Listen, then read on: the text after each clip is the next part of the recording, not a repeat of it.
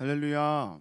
네, 오늘도 하나님의 은혜를 사모함으로 또 각 가정에서 또 이렇게 주일 예배를 지키는 여러분들을 진심으로 환영하고 축복합니다. 이 시간 함께 사도신경 고백하심으로 우리 주일 중고등부 예배를 시작하도록 하겠습니다. 우리 함께 사도신경 고백하겠습니다.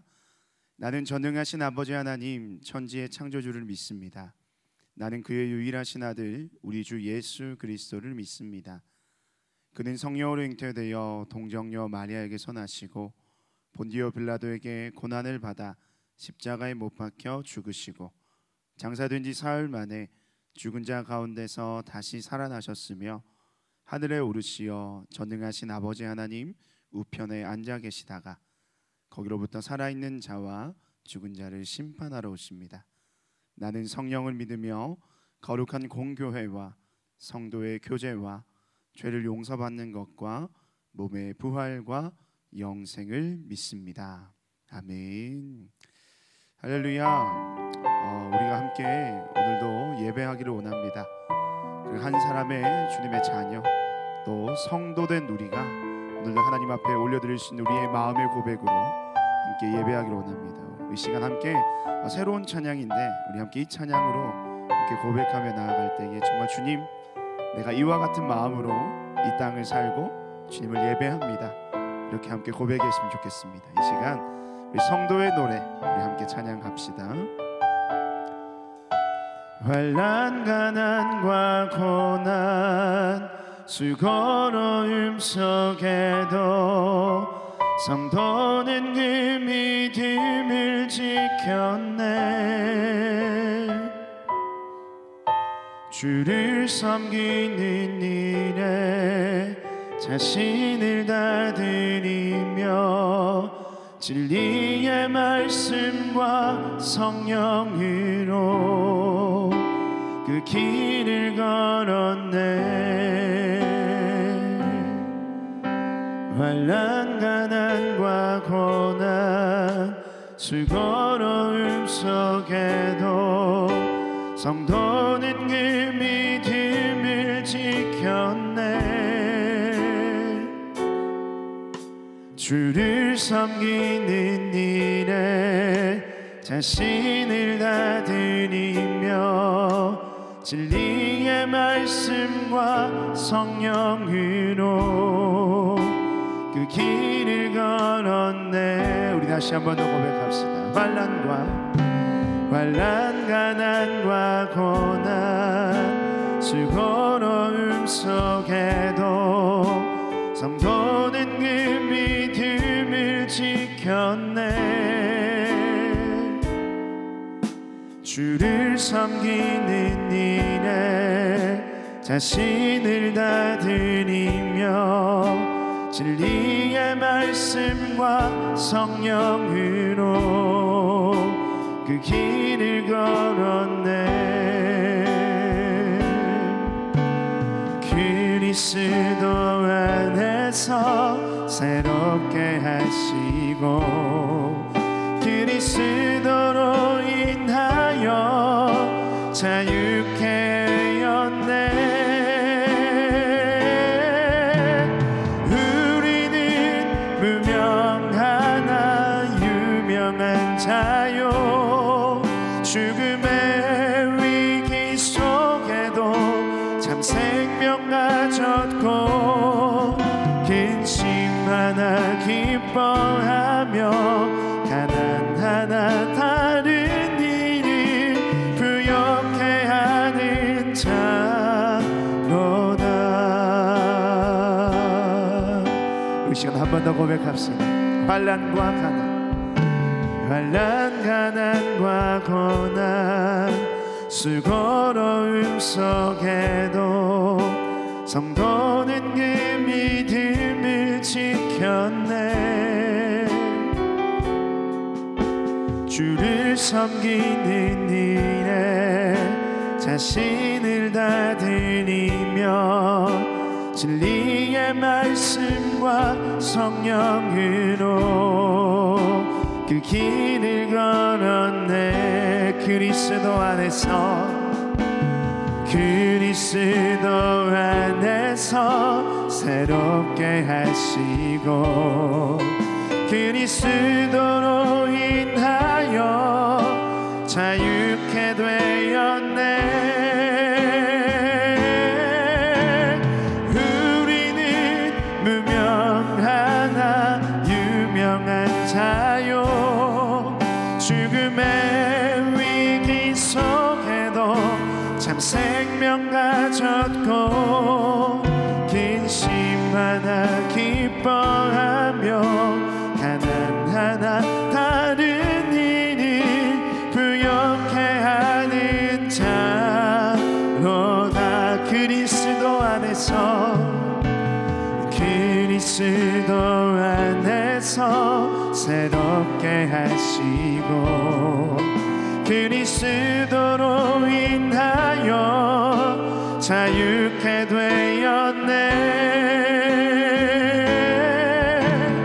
우리는 무명하나 유명한 자요 죽음의 위기 속에도 참 생명 가졌고 근심하나 기뻐하며 가난하나 다른 일을 부욕해 하는 자로다. 우리는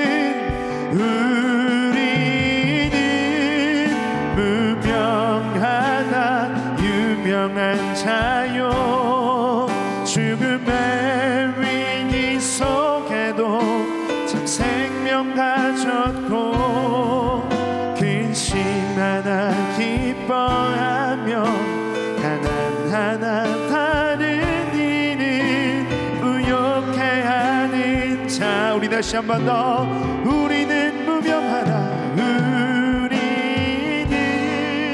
무명하나 유명한 자요 죽음의 위기 속에도 참 생명 가졌고 근심하나 기뻐하며 가난하나 다른 일을 부욕해 하는 자로다. 모든 것 가진 자로다. 모든 것 가진 자로다.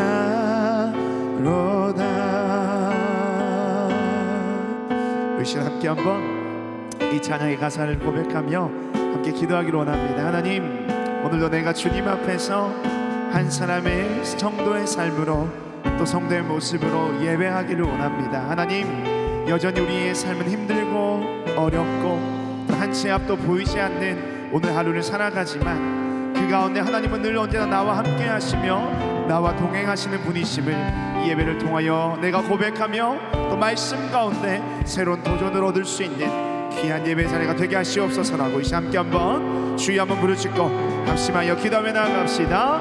주여,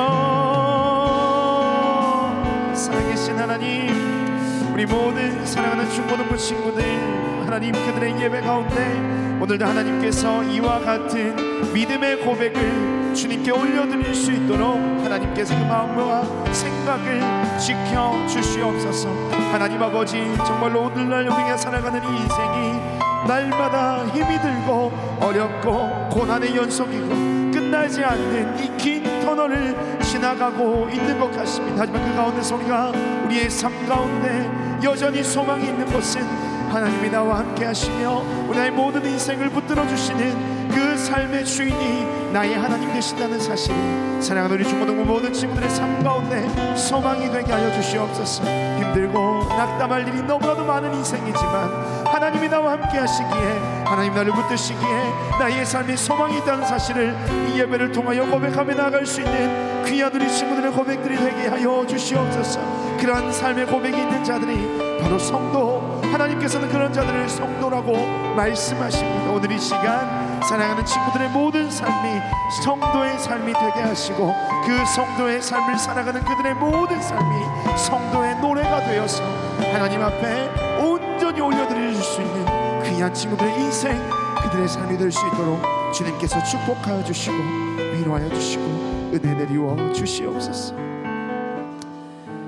사랑의 주님 아버지 감사합니다. 오늘도 사랑하는 우리 친구들을 귀한 예배 자리에 불러주시고 또 이 시간 하나님 앞에서 찬양함으로 예배함으로 나아갈 수 있도록 모든 환경을 허락하신 주님께 감사와 찬송을 올려드립니다. 하나님, 여전히 우리는 예배하기 힘든 상황 가운데 있습니다. 또 여전히 하나님 앞에 나와 말씀의 은혜를 누리기에 어려운 상황 가운데 있습니다. 우리의 모든 환경들이 우리가 비록 우리를 힘들게 한다 할지라도 오늘 이 시간 우리를 이곳 가운데 이끌어 주시고 또 말씀을 듣게 하시며 예배케 하시니가 하나님이심을 믿음으로 고백하며 오늘도 그 모든 환경을 뛰어넘어 하나님께서 원하시는 온전한 예배의 삶, 성도의 삶, 성도의 노래를 주께 올려드릴 수 있는 사랑하고 또 복된 귀한 주님의 자녀들, 우리 중고등부 친구들의 예배가 되게 하여 주시옵소서. 이 시간 말씀을 듣기를 원합니다. 하나님께서 말씀하여 주시고 주님께서 말씀하실 때에 우리의 모든 마음과 생각이 하나님께로 향하여 열리어 주님의 모든 말씀을 아멘으로 화답하며 말씀을 살아낼 수 있는 귀한 우리 친구들의 삶이 되게 하여 주시옵소서. 오늘도 함께 하실 주님, 예배 가운데 놀라운 은혜 베푸실 주님을 기대하며 소망하옵고 이 모든 말씀 살아계신 예수님의 이름으로 기도드립니다. 아멘. 할렐루야. 네, 다시 한 번 더 예배 자리에 나온 여러분들을 축복합니다. 계속해서 이 코로나의 시기가 위험이 우리 가운데 도사리고 있고요. 그런 코로나의 위기 속에서 위험 속에서 또 우리의 일상이 흘러가고 있고 또 우리가 변함없이 또 예배 자리는 계속해서 지켜지고 있습니다. 여러분께 간절히 바라는 것은 물론 여러 가지 마음의 힘듦과 또 환경적인 어려움들이 있겠지만 지금 계속해서 우리가 현장에서 예배를 드리고 있어요. 평소보다 한 60-70% 정도 친구들이 와서 예배를 드리는데 여러분들도 함께 그 예배 자리에 나와왔으면 좋겠어요. 목사님과 우리 모든 선생님들이 교회에서 방역에 대해서 철저하게 하고 안전한 가운데 예배가 드려지고 있으니까 여러분들의 마음이 허락되고 또 여러분의 부모님이 허락이 되시고 또 환경들이 허락이 된다면 꼭 이 자리에 와서 함께 예배하고 찬양할 수 있는 우리 모든 중고등부 친구들의 예배가 되었으면 좋겠습니다. 오늘도 비록 아쉽지만 여러분들이 현장에서 예배드리지 못하는 마음을 또 이 시간 영상을 통해서 예배를 드릴 때에 그 마음 가운데 하나님께서 참된 위로와 또 은혜와 축복을 넘쳐나게 채워주실 줄로 믿습니다. 이 시간 그런 믿음으로 함께 말씀 함께 나누기를 원합니다. 이 시간 함께 나눌 말씀은요, 누가복음 10장 25절 말씀부터 28절까지의 말씀입니다. 짧은 말씀이기 때문에 우리 함께 여러분 가정에서는 성경책을 꼭 펼치시고, 혹시나 성경책이 없는 친구들을 위해서 사실 목사님이 이 말씀을 준비하는 것이거든요. 성경책을 꼭 펼치시고 누가복음 10장 25절로 28절 말씀 성경 찾을 수 있는 시간 5초 정도 드릴게요. 5초입니다.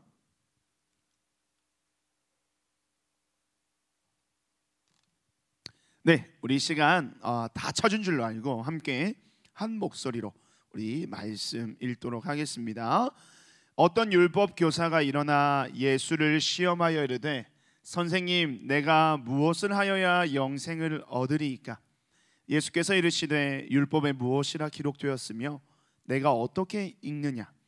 대답하여 이르되 내 마음을 다하며 목숨을 다하며 힘을 다하며 뜻을 다하여 주 너의 하나님을 사랑하라 하고 또한 내 이웃을 내 자신같이 사랑하라 하였나이다. 예수께서 이르시되 내 대답이 옳도다. 이를 행하라. 그러면 살리라 하시니. 아멘. 오늘 제목 같이 한번 읽어볼까요? 시작. 젓가락 두 짝이 똑같아요. 네, 젓가락 두 짝이 똑같아요. 여러분 알고 있는 동요의 가사와 똑같습니다. 무엇이 똑같을까? 젓가락 두 짝이 똑같아요. 네, 그 동요의 가사를 목사님이 오늘 말씀에 가져왔어요. 네, 젓가락 두 짝이 똑같아요라는 제목으로 이 시간 함께 말씀의 은혜를 나누었으면 좋겠습니다. 우리는 계속해서 예수님에 관한 에피소드들을 지금 계속해서 말씀을 듣고 있습니다. 예수님께서 이 땅에서 행하신 일들, 또 가르치시는 모든 말씀들, 그를 통해서 예수님께서 당신이 택하신 구원받을 백성들에게 전하시는 은혜의 말씀들을 함께 나누고 있습니다. 그 가운데 예수님의 행적들을 돌아보면 가장 큰 특징이 무엇입니까? 두드러진 특징은 예수님께서는 그 어떤 말씀을 전하실 때에 명확하게 정확하게 그것을 바로 직설적으로 이야기하시기보다는 비유로 말씀하시고 또 어떠한 기적을 행하시면서 그 속에 숨은 의미들을 두시고 계신 것을 볼 수가 있습니다. 우리께서 계속해서 보고 있는 이야기들, 또 예수님께 하신 이야기들을 보면 우리가 그 내용들을 알 수가 있는데요, 거기서 어쨌든 예수님께서 그렇게 비유의 말씀을 하시고 또 기적을 베푸시면서 예수님께서 던지시는 계속된 메시지가 있어요. 그건 뭐냐면 귀 있는 자는 들으라라는 겁니다. 무엇이냐면 하나님의 이 말씀, 예수님의 이 말씀이 선포되는 그때에 하나님께서 택하신 하나님의 백성들에게는 그 말씀이 구원의 메시지로 들린다는 거예요. 하지만 하나님께서 택하시지 않은 구원받지 못할 백성들에게는 그 이야기는 허무맹랑한 이야기요, 도대체 그 뜻과 의미를 알 수 없는 이야기들인 것이죠. 그래서 예수님께서 말씀하시기를 이 천국에 관한 복음, 예수님이 전하시는 말씀은 복음의 메시지고 구원의 메시지인데 이 구원의 메시지와 복음의 메시지는 하나님 나라의 비밀이라고 하셨어요. 숨겨져 있는 거예요. 누구에게만 오픈될까요?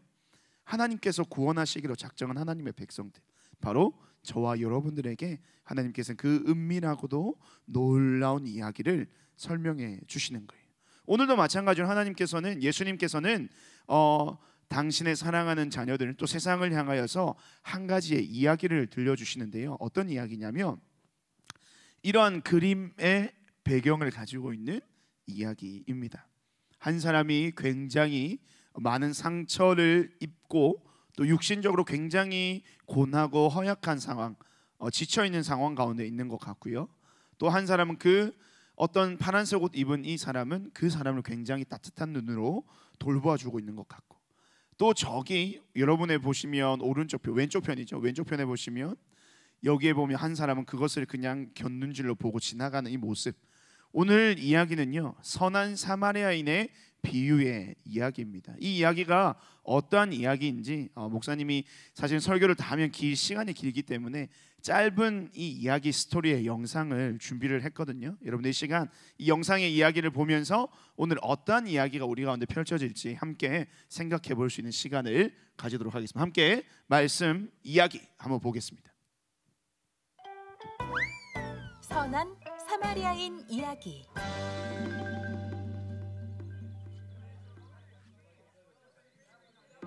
뚜벅뚜벅 뚜벅뚜벅 어느 날 한 율법학자가 예수님에게 갔어요. 선생님, 제가 어떻게 하면 영원히 살 수 있습니까? 율법학자가 예수님께 물었어요. 율법에는 어떻게 기록되어 있느냐? 예수님이 말씀하셨어요. 하나님을 사랑하고 이웃을 내 몸과 같이 사랑하라고 하였습니다. 옳다. 이것을 행하라.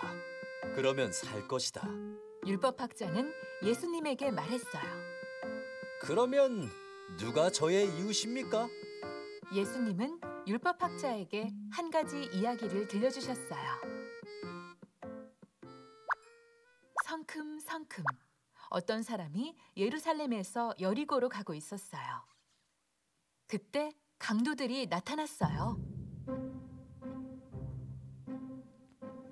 꼼짝 마라! 가지고 있는 돈 다 내놔!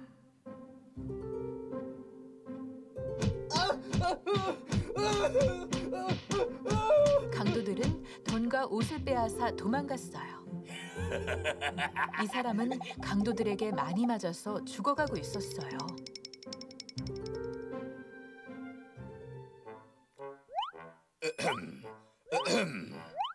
그때 제사장이 그곳을 지나가게 되었어요. 하나님께 예배하는 것을 맡고 있는 제사장이었어요. 제사장은 강도 만난 사람을 보았어요. 안 돼! 안 돼! 나는 성전에서 예배하는 사람이야. 피 흘리는 사람을 만지면 안 돼! 아이고! 제사장은 강도 만난 사람을 피해서 가버렸어요.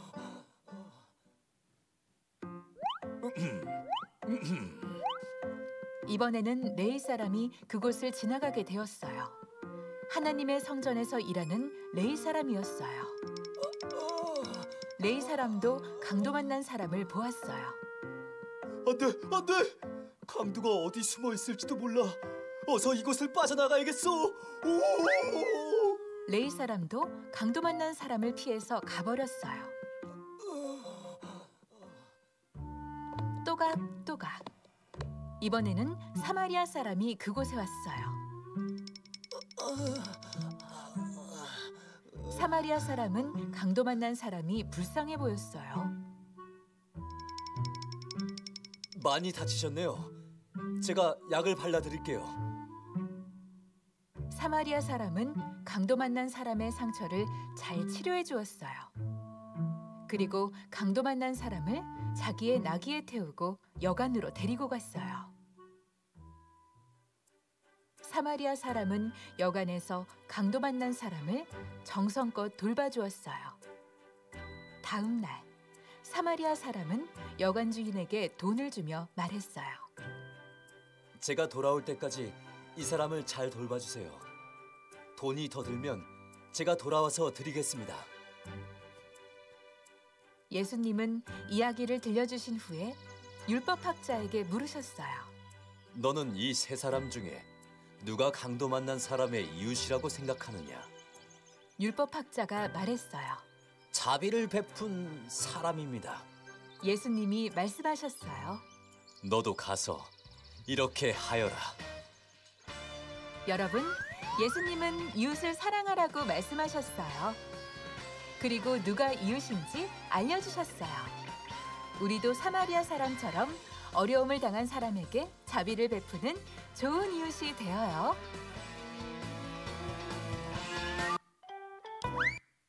자, 봅시다. 여러분들이 이 이야기는 주일학교를 또 오래 다닌 친구들은 한 번씩은 다 들어보았을 거예요.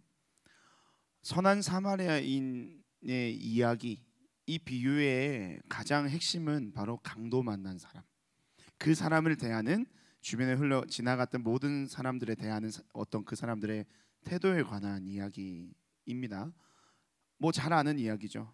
그래서 첫 번째 지나갔던 사람은 제사장이 지나갔고 레위인이 지나갔고 그다음에 사마리아인이 지나갔던 이야기. 뭐 이런 이야기가 누구의 입술을 통해서, 예수님의 입술을 통해서 누구에게 전해졌냐면 율법 교사에게 전해진 거예요. 어떻게? 율법 교사라고 하는 거는 말 그대로 율법을 가르치는 사람이에요.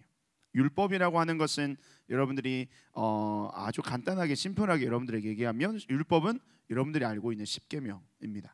네, 1계명부터 4계명까지 하나님에 대한 사랑, 또 6계명부터 10계명까지는 이웃에 대한 사랑.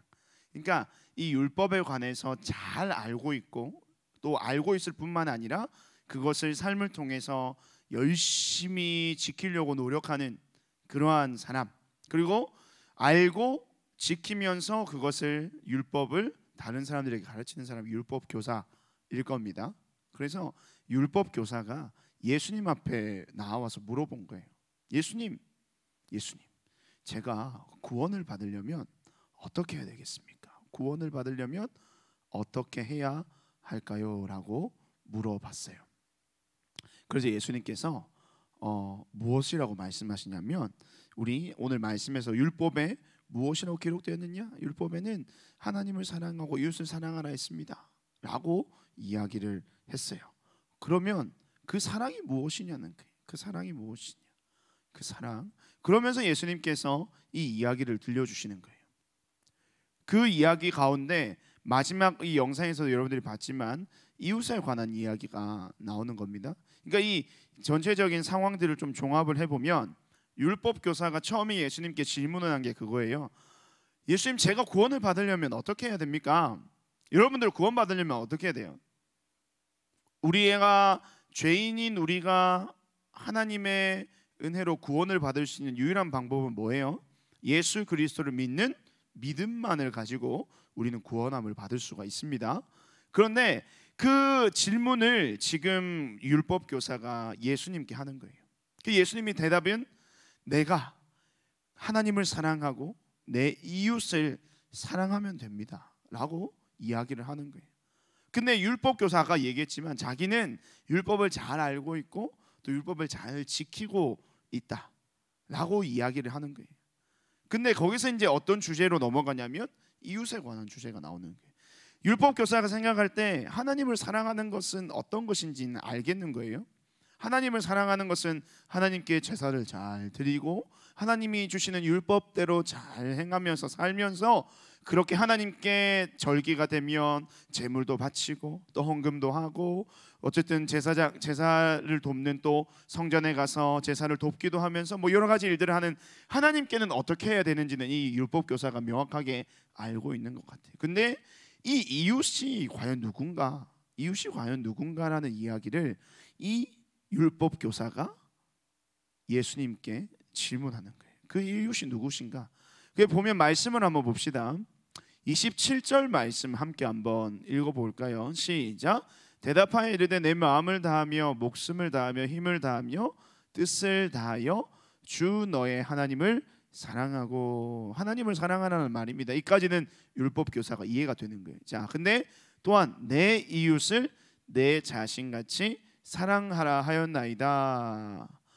내 이웃이 여기서 궁금한 거예요. 내 이웃이 누군가? 내 이웃이 누군가? 라는 질문에 예수님께서 이 이야기를 해주시는 거예요. 강도 만난 사람이 있습니다. 그 강도 만난 사람이 아무것도 할 수 없이 모든 것을 빼앗긴 것뿐만이 아니라 육체적으로 굉장히 어려운 상황에 곤경에 처해 있는 거예요. 스스로 뭔가를 할 수 없을 정도로 매를 맞고 육신의 아픔, 상처, 정말 그런 부상을 당해서 어찌할 수 없는 상황 가운데 놓여져 있는 겁니다. 근데 아까 이야기에서 보니까 3명이 지나가죠. 제사장, 그리고요 레위인, 그리고 사마리아인입니다. 그런데 우리가 이야기를 들어서 보아서 알겠지만 누가 이 강도 만난 사람을 지켜주었어요? 돌보아 주었어요. 바로 세 번째 사마리아인입니다. 근데 여러분들 우리가 생각할 때는 제사장, 레위인 이 두 사람이 뭔가를 좀 역할을 해 주었어야 되지 않냐라는 생각이 듭니다. 왜냐하면 이 제사장이라고 하는 것은 오늘날에 뭐냐면 목사님과 같은 역할인 거예요. 그러니까 목사님이 불쌍한 사람을 보고 그냥 지나가 버린 거예요. 목사님이 어릴 때 저기 지하철이나 지하상가나 시내 가보면 이렇게 다리를 저는 분들, 다리가 없어 이제 불구이신 분들, 장애인 분들이 이렇게 바구니를 가지고 있는 이런 모습들을 심심치 않게 볼 수 있어서 요즘은 그런 모습이 잘 없는 것 같은데, 그러면 목사님은 꼭 어때요? 어릴 때 지금보다는 목사님 더 순수한 마음이 있었기 때문에 항상 그분들에게 동전 100원, 200원 주머니에 있는 것을 항상 이렇게 다 드렸던 기억이 있어요. 그러니까 어떤 마음이에요? 불쌍한 사람을 보면 그 사람을 돕고 싶은 마음이 자연스럽게 드는 거죠. 그런데 다른 사람도 아니고 이 목사님과 같은 이 제사장이 그 불쌍한 사람을 보고 그냥 지나쳐 버렸다.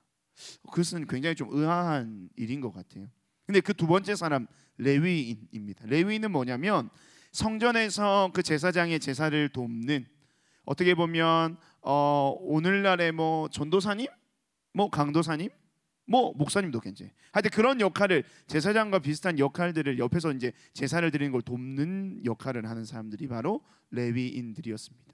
그러면 다른 이스라엘 백성들과는 또 구별된, 뭔가 좀 착해야 되고 좀 선해야 되고 뭔가 남달라야 되는 그런 위치에 있었던 사람인 거죠. 근데 그 레위인도 마찬가지로 그냥 그 불쌍한 강도 맞는 사람을 지나쳐 버립니다. 그런데요, 이 제사장과 레위인과 또 한 사람, 이 질문을 예수님께 던졌던, 제가 어찌하면 구원받을 수 있습니까? 누가 나의 이웃입니까? 라고 물어봤던 율법 교사의 공통점이 있어요. 공통점이 여러분 뭘까요? 아는 친구 지금 채팅으로 한번 써보세요. 그리고 목사님 확인해서 선물 한번 쏴줄게. 정답. 자, 5초, 4초, 3초, 2초, 1초 땡. 율법 교사, 제사장, 레위인, 이 세 사람의 공통점이 있어요. 이 세 사람의 공통점 뭐냐면 하나님의 율법을 너무나도 명확하게 알고 있는 사람들이라는 거예요. 하나님의 율법이 무엇인지, 또 율법이 무엇을 이야기하는지 너무나도 잘 알고 있었던 사람들이라는 거예요. 그런데요, 하나님께서 말씀하시는 율법의 내용은 어떤 내용이냐면, 우리 다시 한번 말씀을 띄워주시면 27절 말씀을 다시 한번 읽어봅시다. 이게 바로 하나님께서 우리들에게 주신 율법의 중요한 요약, 중요한 내용, 중요한 주제, 중요한 하나님의 가르침인데요. 27절 말씀 다시 한번 읽어봅시다. 시작. 대답하여 이르되 내 마음을 다하며 목숨을 다하며 힘을 다하며 뜻을 다하여 주 너의 하나님을 사랑하고 또한 내 이웃을 내 자신같이 사랑하라 하였나이다. 아멘. 두 부분으로 나누잖아요, 그렇죠? 아까 목사님이 십계명이 두 부분으로 나눈다고, 이거는 목사님이 설교를 할 때 굉장히 자주 이야기하던 내용이에요. 그래서 1계명부터 4계명까지는 우리가 하나님을 어떻게 사랑해야 하는가에 대한 내용이 담겨 있고, 6계명부터 10계명까지는 이웃에 대한 사랑, 이웃에 대해서 우리가 어떻게 사랑을 전해야 될까라는 이야기가 담겨져 있는 거예요. 그러니까 율법이라고 하는 것은 결국에는 사랑에 관한 내용인데, 하나님을 어떻게 사랑하며 이웃을 어떻게 사랑하느냐, 그것을 다루고 있는 것이 바로 율법이라는 거예요. 이 율법의 내용에 대해서 그 누구보다도 잘 알고 있었던 율법교사, 제사장, 레위인, 그들이 알고 있는 대로라면, 그들이 배운 대로라면, 그들이 믿고 고백하는 대로라면 율법교사, 제사장, 레위인이 사실은 사마리아인에게 기회를 줄 수 없는 위치에 있었던 거예요. 무슨 말이냐? 제사장이, 레위인이 그 불쌍한 강도당한 사람에게 그의 삶을 한번 돌아보면서 그 강도만한 사람을 치료해주고 또 안전한 곳으로 인도해야 되는 역할을 이 율법에 따르면 그들이 했어야 되는 거예요.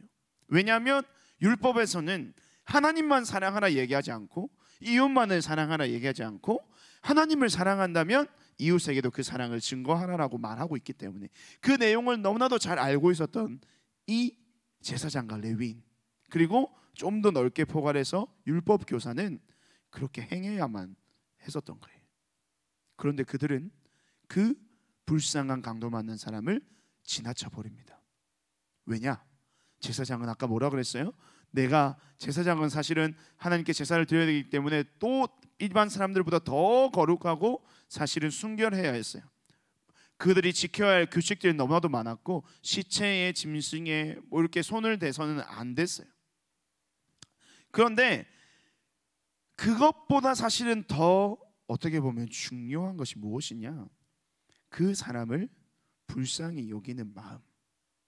그 마음은 누구의 마음이냐면 하나님의 마음이거든요. 그 마음으로 그를 돌보아야 했어요. 레위인도 마찬가지예요. 하나님께서 율법으로 명하신 그 율법에 따르면 이웃에 대해서 사랑을 베푸는 것, 선을 베푸는 것, 그들의 필요를 돕는 것, 그것은 하나님께서 명하신 율법의 내용이. 하지만 그도 지나쳐 버렸다는 거예요. 근데 오늘 이 예수님께서 하시는 이야기 가운데 굉장히 충격적인 내용은 뭐냐면 사마리아인이에요. 선을 베풀고 자비를 베푸는 그 자가 누구냐? 바로 사마리아인이라는 거예요. 여러분, 사마리아인에 대한 이야기는 우리가 지난번에 우리 수가성 여리고성에서, 여리고 지역에서 여리고를 지나는 예수님께서 우물가의 여인을 만나신 이야기를 통해서 그 당시에 사마리아 여인이 아니죠, 사마리아인들에 대한 유다 사람들의 그 마음과 감정이 어떠한지 여러분들에게 충분히 이야기했습니다. 유다 지역과 갈릴리 사람들은 이 사마리아에 있는 들을 상종하지 않았다고 했어요. 사람을 취급도 안 하고, 왜냐하면 그들은 다른 종족들과 다른 외국인 이방인들과 그 통혼을 하면서 어떻게 보면 혈통이 섞인 그런 배신자로 여겨졌기 때문이에요. 그러니까 사마리아에서 뭐가 선한 것이 나겠는가? 사마리아 사람들은 항상 무시를 당하고, 유다 사람들에게, 그들에게는 어떻게 보면 하나님의 그 언약의 축복이 없다라고 얘기했던 그 당시에 어떤 생각과 풍조들이 있었던 거예요. 그런데 너무나도 충격적인 것은 제사장과 레위인이 그냥 지나쳤다는 것도 굉장히 충격적인 이야기지만, 이 사마리아인이 그 강도 만난 사람을 구해줬다라는 이야기가 굉장히 그들에게는 충격적이었을 거예요. 아마도 예수님께서 이 율법에 능통하고 그들이 율법을 온전히 살아내면서 이웃에 대한 사랑을 실천해야 하지만 실천하지 못한 그들, 그렇게 하지 못하고 있는 유대인들을 향해서 아마도 충격적으로 말씀하시기 위해서 그 대상을 사마리아인으로 지칭하셨지 않을까라는 생각이 들어요. 어쨌든 당연히 해야만 했었던 제사장과 레위인이 그냥 지나쳤던 그 불쌍한 강도 만난 사람을 사마리아인이 그 사람에게 친절을 베풉니다. 그의 상처를 치료해주고요. 그리고 그를 가장 안전한 곳으로 데려가서 그를 묵게 하고요. 거기까지만 해도 와, 대단하다, 정말로 선한 사람이다라고 우리가 이야기를 할 수 있는데, 더 나아가서 그를 위해서 여관 주인에게 돈을 주면서 필요한 것이 있으면, 이 사람에게 필요한 것이 있으면 더 많은 것도 좀 해줄 수 있도록 부탁을 하면서 돈을 주면서 그렇게 그 자리를 떠나는 그런 사마리아인의 모습을 볼 수가 있습니다. 사마리아인이라고 그 제사장과 같이 그런 마음이 없었을까요? 사마리아인이라고 해서 레위인과 같이 또 자기도 강도 만날 것을 두려워하지 않았을까요? 사마리아인도 어떻게 보면 낯선 그 사람을 치료해 주는 것이 굉장히 힘든 일입니다. 그렇죠? 예전에 그 시대에 또 나도 강도가 만날 수 있으니까 그 자리에 강도가 나타났다는 것은 또 그 자리에 다시 강도가 나타날 수 있다는 얘기인데, 그러한 모든 위험과 두려움들이 사마리아인에게 없었겠습니까? 하지만 그가 그 불쌍한 강도를 돌보아 주었던 이유는 단 한 가지예요. 무엇이냐면 하나님께서 그리하라 명하셨기 때문입니다. 27절 말씀 다시 한번 봅시다. 27절 말씀, 대답하여 이르되 내 마음을 다하며 목숨을 다하며 힘을 다하며 뜻을 다하여 주 너의 하나님을 사랑하라 하고 또한 내 이웃을 내 자신같이 사랑하라 하였나이다. 사마리아인은 이 율법을 알고 있었어요. 그런데 레위인과 제사장과의 차이가 무엇이냐? 이 율법을 레위인과 제사장은 반쪽만 살았어요. 하나님에 대한 사랑은 그 누구보다도 완벽하게 행했을 거예요. 왜냐하면 제사장이기 때문에, 레위인이기 때문에 성전에서 제사를 인도하는 그러한 역할을 했던 사람들이기 때문에 아마도 그 부분에 대한 부분을 완벽하게 수행을 했을 거란 말이에요. 그런데 그들의 율법의 행함은 반쪽짜리에 불과하다는 거예요. 반쪽짜리.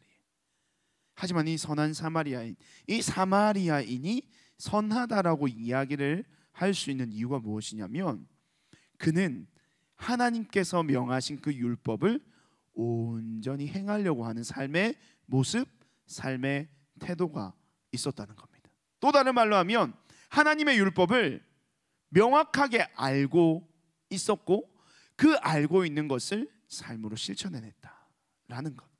이것이 바로 레위인과 제사장, 그리고 이 질문을 한 율법 교사와 이 사마리아인과의 큰 차이라고 할 수가 있는 겁니다.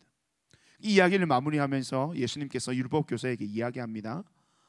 그렇다면 이 강도 만난 사람에게 진짜 이웃은, 선한 이웃은 누구냐라고 율법 교사에게 물었잖아요.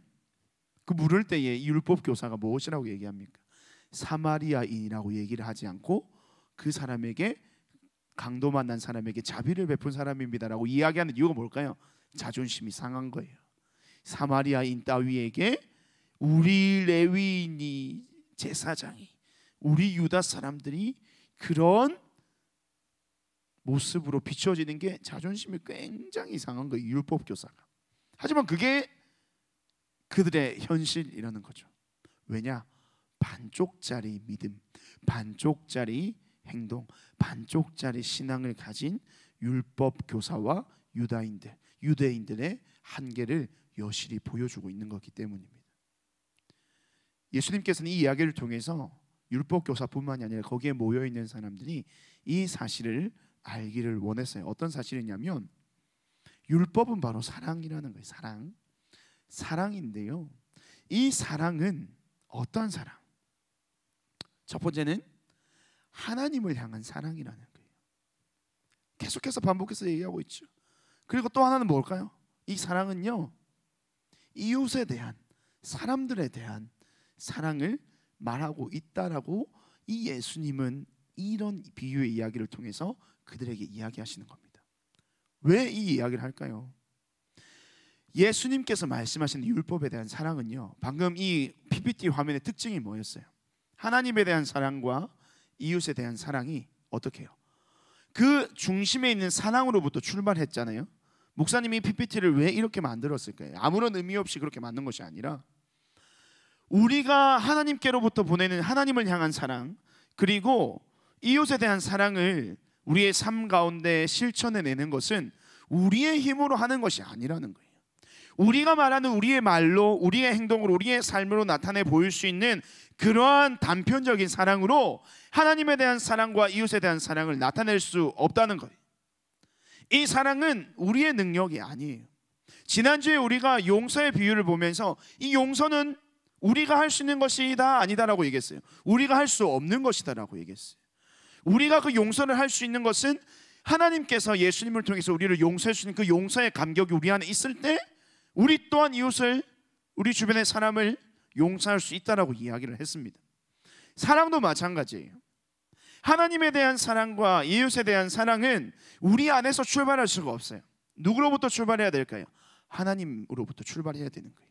하나님께로부터 받은 그 사랑에 대한 감격, 하나님께로 받은 그 사랑에 대한 그 은혜, 그 기쁨이 우리 안에 있지 않으면 하나님에 대한 사랑도 이웃에 대한 사랑도 우리는 온전히 행할 수가 없다는 겁니다.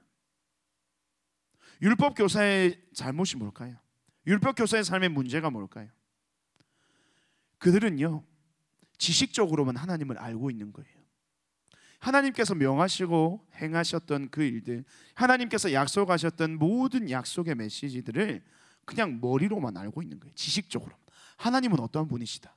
지난주에 목사님이 세례교육을 하면서 우리 친구들에게 하나님은 어떠한 분이신가라고 물어봤을 때 굉장히 교과서적인 답변들이 막 나왔어요. 하나님은 전지전능하신 하나님입니다.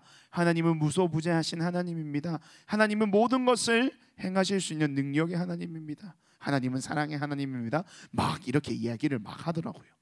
그래서 교회를 좀 다닌 친구들은 하여튼 그 정도의 지식은 가지고 있는 거예요. 근데 목사님이 이렇게 물었어요. 그런 하나님을 너네가 경험해 본 적이 있니?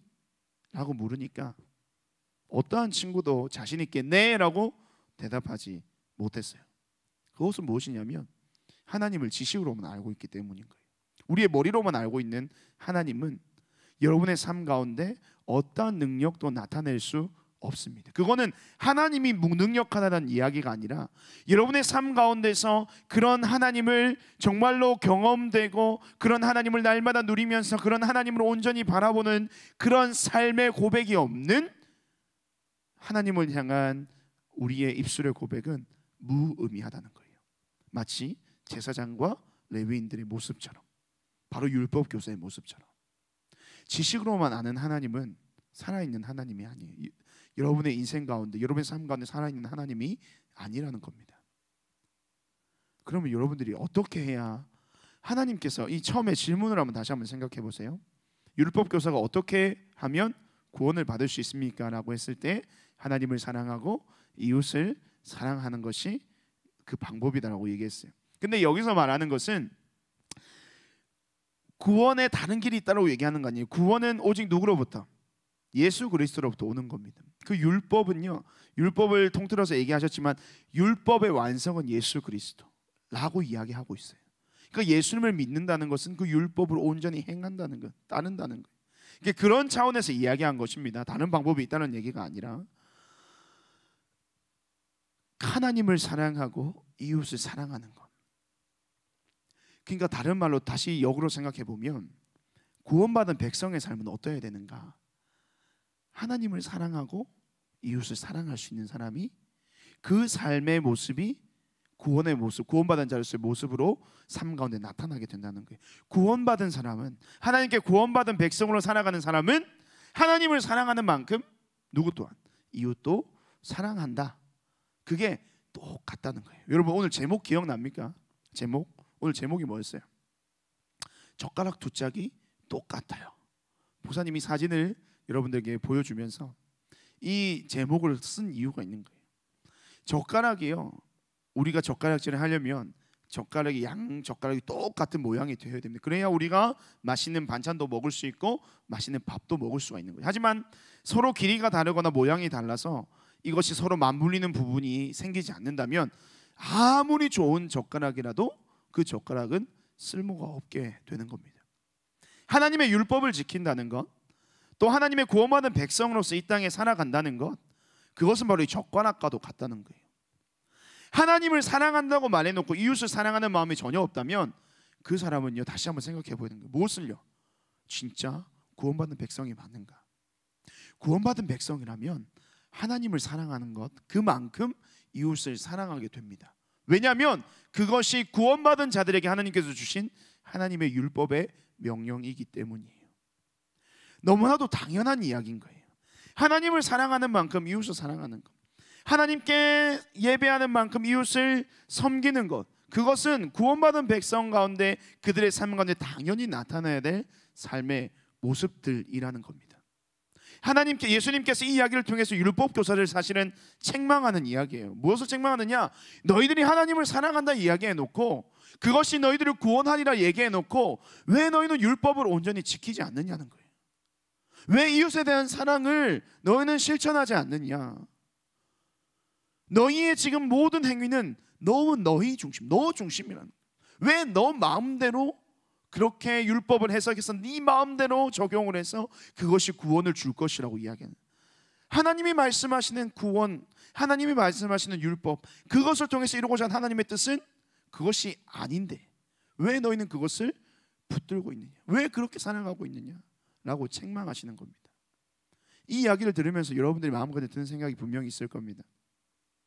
나도 분명 하나님을 사랑하는데 왜 내 이웃은, 내 주변, 이웃이라는 것은 여러분들의 이웃이 누구예요? 여러분의 주변에 있는 모든 사람들이 여러분의 이웃이에요. 믿는 사람이든 믿지 않는 사람이든 여러분의 가족이든 여러분의 친구든 뭐 주변의 모든 지인들이든 여러분의 주변에 있는 모든 사람 다 이웃인데 내가 하나님을 사랑하는 것, 그것만큼 왜 그 이웃에 대해서 사랑하지 못할까? 그렇다면 분명 우리의 하나님을 향한 우리의 입술의 고백은, 또 우리의 삶은 다시 한번 점검해 볼 필요가 있는 겁니다. 무엇을 점검해야 되겠어요? 그러면 제일 먼저 여러분의 삶 가운데 점검해야 될 게 뭘까요? 내가 하나님을 사랑하는 것만큼 이웃을 사랑하지 못한다. 그럼 무엇을 점검해야 됩니까? 내 마음을 점검해야 되는 거예요. 내가 정말 하나님께서 내게 주신 그 사랑의 마음을, 그러한 정말 은혜를 누리면서 감격 속에서 내 인생을 살아가고 있습니다. 내가 평소에 예배, 신앙생활, 기도생활, 말씀생활, 또 찬양하면서 내가 날마다 고백하는 그 고백들이 진정 내 마음속에 진심에서 우러나오는 하나님을 향한 믿음의 고백인지, 그것을 한번 점검해 볼 필요가 있는 거예요. 하나님께로부터 받은 사랑, 하나님께서 우리에게 베풀어 준 사랑, 우리가 하나님을 사랑한다라고 얘기하지만 사실은 하나님께서 우리를 먼저 사랑하셨잖아요. 그렇죠? 그 사랑을 내가 감격 속에 깨닫고 경험해야만이 우리는 하나님을 향한 사랑도 이웃에 대한 사랑도 온전히 살아낼 수가 있는 겁니다. 이 원리는요, 지난주에 용서의 원리와 똑같은 거예요. 그래서 여러분들, 우리 중고등부 모든 친구들은 진정 하나님의 그 사랑을 매일의 삶 가운데, 또 말씀 속에, 예배 가운데 여러분들이 깊이 체험할 수 있었으면 좋겠습니다. 그 사랑이 경험되지 않고는, 그 사랑의 은혜와 감격 속에 내가 들어가 있지 않고는 여러분들은 하나님을 사랑할 수가 없어요. 이웃도 사랑할 수가 없어요.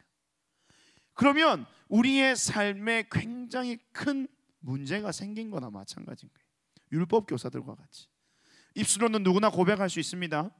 말로는 누구나 다 잘할 수 있어요. 잘 고백할 수 있어요. 굉장히 아름다운 미사여구를 쓰면서 그 하나님을 향해서 그렇게 고백할 수는 있어요. 하지만 그러한 고백에 따른 자신의 삶이 전혀 없다. 특별히 이웃에 대한 사랑이 우리 안에 식어져 버려도 없다라고 한다면 이거는 우리 가운데 심각한 신앙의 문제가 생긴 거예요. 그럼 그때 우리가 어떻게 해야 될까요? 하나님의 사랑의 감격을 다시 한번 회복해야 되는 거예요. 말씀 속에서, 찬양 속에서, 기도 가운데, 예배함을 통해서 하나님의 그 사랑을 다시 한번 내가 회복해야 되는 거예요. 어떤 사랑?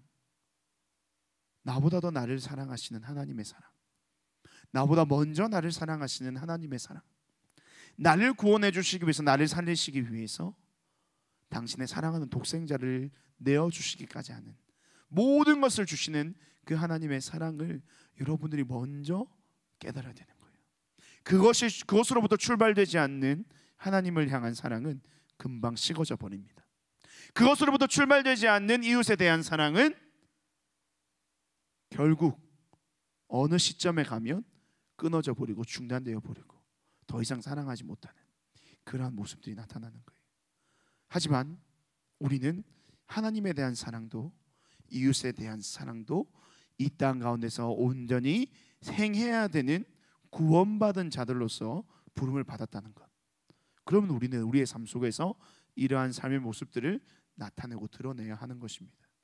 그렇다면 우리가 이 사랑을 회복해야 되겠습니까? 회복하지 말아야 되겠습니까?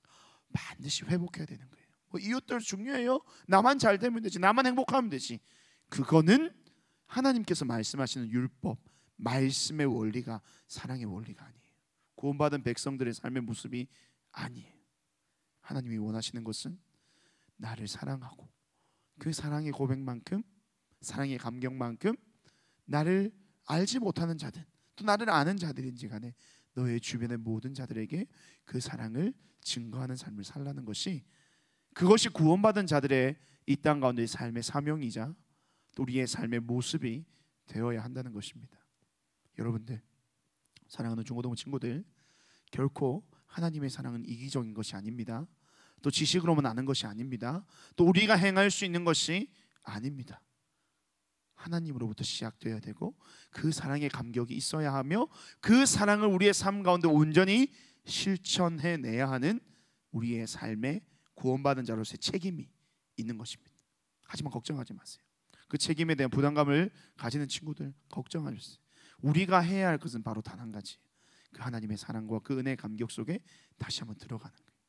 말씀, 찬양, 기도, 예배의 자리, 그 자리가 바로 여러분들의 그 사랑을 회복할 수 있는 자리예요.